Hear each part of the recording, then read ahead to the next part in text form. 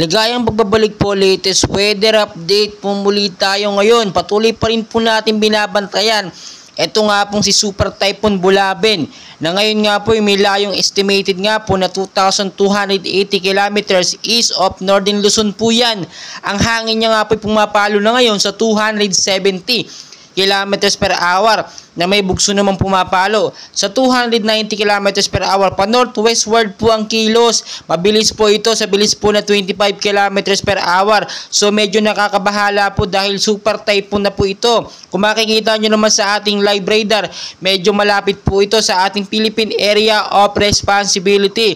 Kaya nakakaranas po tayo ng malakas at minsan nga po patuloy na pag-uulan dahil nga po sa extension ng bagyo super typhoon na si Bulaben. Kung makikita nyo, no, hindi po basta-basta ang lakas na ito. Triple o doble po ang lakas na ito kay Bagyong Jenny. Napakahina lang nung nakaraan pero biglang pumalo at naging category bilang isang super typhoon na nga po. At tulad ng aking sinasabi, mag-ingat pa rin po tayo sa banta nga po ng bagyo.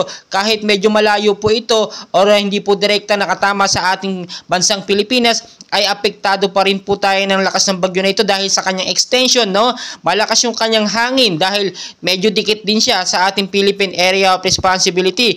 270 kilometers per hour, malakas po yan. Pa-northwestward ang kilo sa bilis na 25 kilometers per hour. So hindi po natin yan pwedeng baliwalain dahil malakas nga po na bagyo ito, no?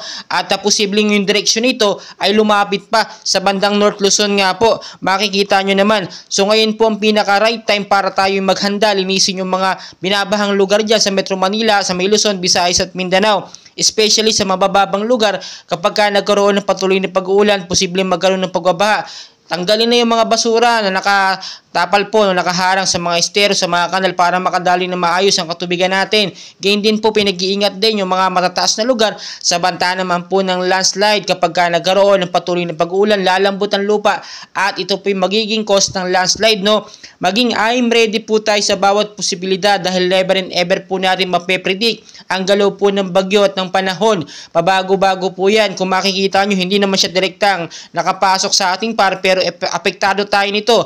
At yung direksyon nitong si Typhoon o Super Typhoon Bulaben ay posible pang magbago sa paglipas lamang po ng ilang mga oras. Within 24 to 48 hours, inaasahan po, no, yung kanyang kilos ay papalayo na sa ating Philippine Area of Responsibility. So marami pa tayong kaganapan, no? Ako'y nakikiusap, paki-like, subscribe, and pa-share na rin po sa ating mga labans para updated po sila sa ating binabantayang Super Typhoon Bulaben sa labas ng bansa. Maraming salamat po sa inyong lahat.